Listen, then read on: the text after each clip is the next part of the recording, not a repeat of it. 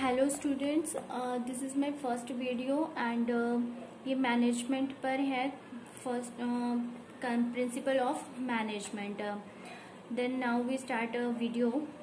Concept of management. Management होता क्या है? मैनेजमेंट की डेफिनेशन, मैनेजमेंट होता है किसी भी काम को अच्छे वे में करना, अच्छे तरीके से करना, दैट इज़ अ मैनेजमेंट। हमने इसकी पॉल हॉकिन ने डेफिनेशन दी है। Management, good management is the art of making problems so interesting and their solution so construction that everyone wants to get to work and deal with them. Means good management क्या होता है? एक art होता है किसी भी problem को interesting तरीके से सॉल्व करने का।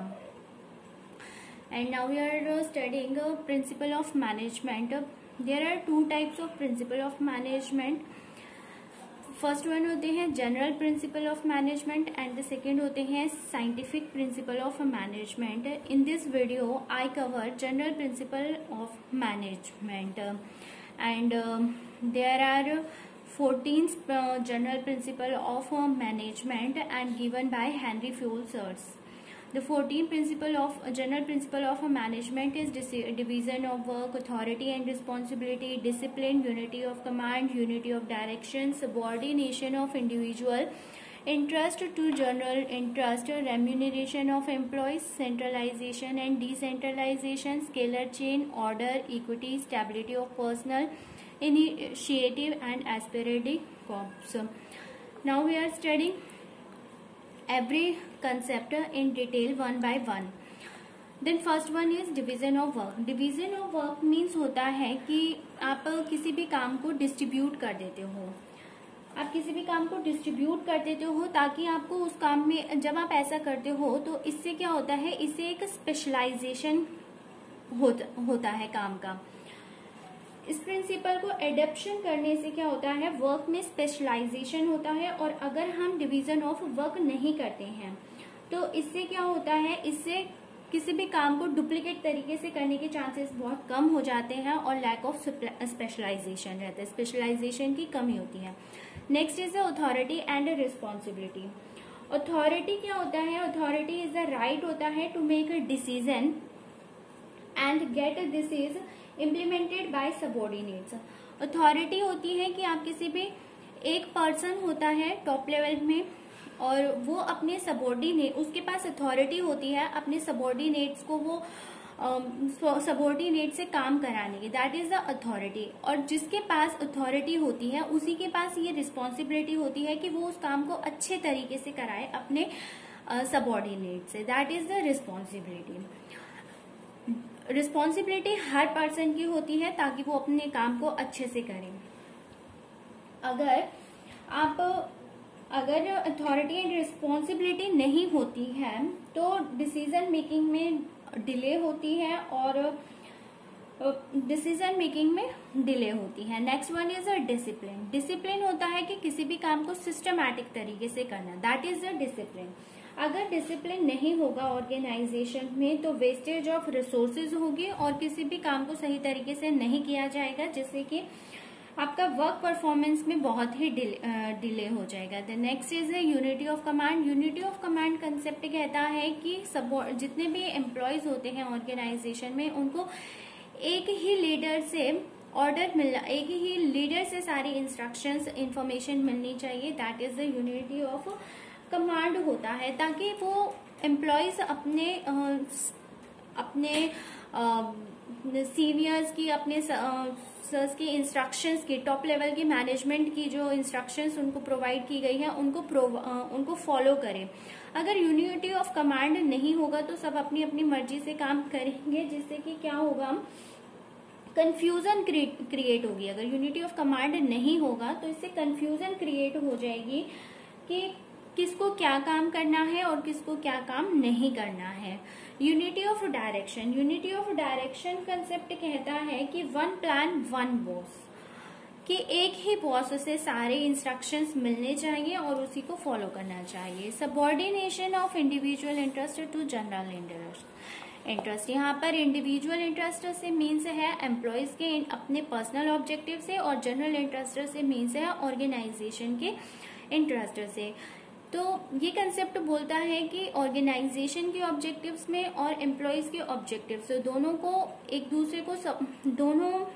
एक दूसरे के सबऑर्डिनेशन होने चाहिए। मीन्स अगर इंडिविजुअल और एम्प्लॉयज का ऑब्जेक्टिव और जो ऑर्गेनाइजेशन का ऑब्जेक्टिव है वो दोनों एक ही डायरेक्शन में चलनी चाहिए। अगर वो दोनों अलग अलग हैं, सबऑर्डिनेट का एम्प्लॉयज का ऑब्जेक्टिव अलग है और ऑर्गेनाइजेशन का ऑब्जेक्टिव अलग है, दोनों अलग अलग डायरेक्शन में जाएंगे तो ये ऑर्गेनाइजेशन के लिए हार्मफुल होगा।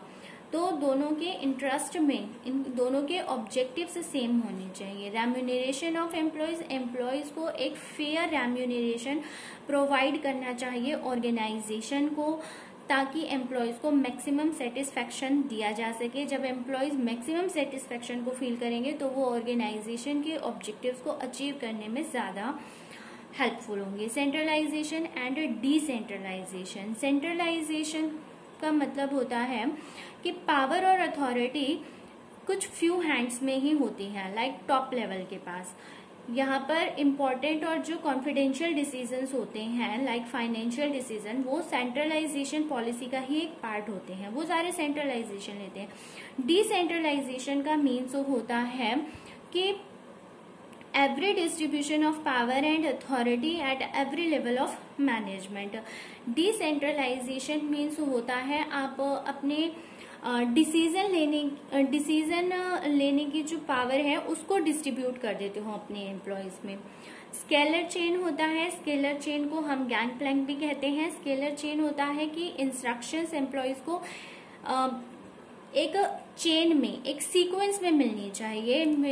लाइक अगर ए टॉप लेवल पे पर्सन है तो यहाँ पर ए पर्सन बी पर्सन को इंस्ट्रक्शंस फॉलो कर रहा है, ए पर्सन सी पर्सन को इंस्ट्रक्शंस दे रहा है, then B person D person को, बी पर्सन के पास अथॉरिटी है कि वो डी पर्सन को कम्युनिकेशन करे, एंड सी पर्सन के पास है कि अब वो ई पर्सन के पास कम्युनिकेशन करे। तो ये इस तरह से ये चेन बनी रहनी चाहिए। एक चेन में इस चेन को, कम्युनिकेशन की जो ये चेन है, इसको ही स्केलर चेन कहा जाता है।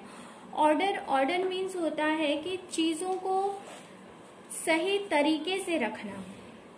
एक ऑर्डर, यहाँ पे ऑर्डर का मीन्स है चीजों को सही तरीके से रखना। Means should be just one, this principle relates to arrangement of things होता है एंड पीपल।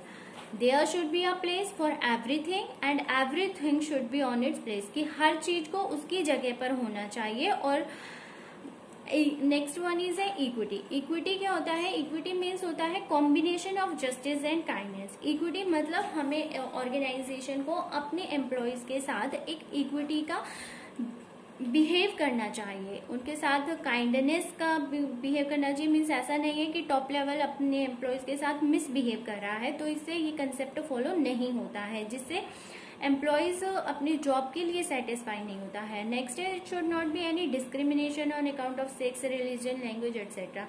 एम्प्लॉयज के साथ किसी भी तरह का रिलीजन, उनकी लैंग्वेज के बेस पर किसी भी तरह का कोई भी डिस्क्रिमिनेशन नहीं करना चाहिए। नेक्स्ट है stability of personal. Stability of personal means होता है reasonable security of jobs. Means employees को जो है ये सेटिस्फैक्शन होना चाहिए कि वो एक मिनिमम फिक्स्ड पीरियड के लिए ही अपने ऑर्गेनाइजेशन में काम करेंगे। अगर उनको ये सिक्योरिटी होती है अपनी जॉब की सिक्योरिटी के लिए, तो वो उस काम को बेहतर तरीके से करने के लिए स्पेशलाइज हो जाएंगे। अगर आप किसी एम्प्लॉयज को कभी कोई काम दे देते हो, फॉर एग्जाम्पल के लिए कभी कोई काम दे देते हो, इससे तो उसको कोई भी काम करना नहीं आएगा। तो इसलिए कि आप एक काम के लिए ही एक पर्सन को चुनो, उसको जब वो काम उसका को कोई भी एक पर्सन जब किसी काम को बार बार करता है तो इससे क्या होता है, वो स्पेशलाइज्ड हो जाता है उस काम को। Initiative concept means refer to taking steps ahead of others in doing a work in a better way. Initiative means employees को इनिशिएटिव होना चाहिए, मीन्स उसको अपने काम को बेहतर तरीके से करने की एबिलिटी होनी चाहिए। अगर हम initiative violation of this principle result in old ways of working which might be obsolete and demotivation of employees. अगर आपके एम्प्लॉयज इनिशिएटिव नहीं है, वो काम करने के ओल्ड तरीकों को ही प्रेफरेंस देते हैं, तो इससे वो धीरे धीरे डीमोटिवेट हो जाते हैं. ठीक है. एस्पेरेटिकॉप्स मीन्स होता है union in strength and esprit de corps principle state करते हैं that management should promote team spirit among employees. मतलब कि एस्पेरेटिकॉप्स में क्या होता है कि जो मैनेजमेंट होता है उसे अपने एम्प्लॉयज के बीच में एक टीम स्पिरिट को प्रमोट करना चाहिए. अगर वो ऐसा नहीं करता है तो इससे इंडिविजुअलाइजेशन फोकस होता है. मीन्स एम्प्लॉयज जो है वो ऑर्गेनाइजेशन के ऑब्जेक्टिव को अचीव करने में हेल्पफुल नहीं होंगे, बल्कि वो अपने पर्सनल ऑब्जेक्टिव को ही अचीव करने में सारा टाइम वेस्ट कर देंगे. तो इसलिए एक मैनेजमेंट को चाहिए कि वो अपने एम्प्लॉयज में टीम स्पिरिट को प्रमोट करें. तो friends, thank you and happy learning. And ये थे आपके जनरल प्रिंसिपल ऑफ मैनेजमेंट, और इस वीडियो में मैं इतना ही बताऊंगी. और नेक्स्ट वीडियो में हम पढ़ेंगे scientific principle of management. And students, अगर आपको मेरी वीडियो पसंद आई है और मैं आपकी हेल्प कर पाई हूँ इन कंसेप्ट्स को क्लियर करने में, तो प्लीज आप मेरे चैनल को सब्सक्राइब करना, लाइक करना एंड शेयर करना नहीं भूलना. And happy learning. Okay, and thank you so much.